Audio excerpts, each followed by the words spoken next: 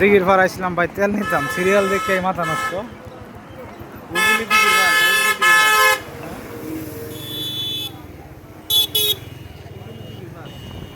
বুঝলি দিঘির পাড়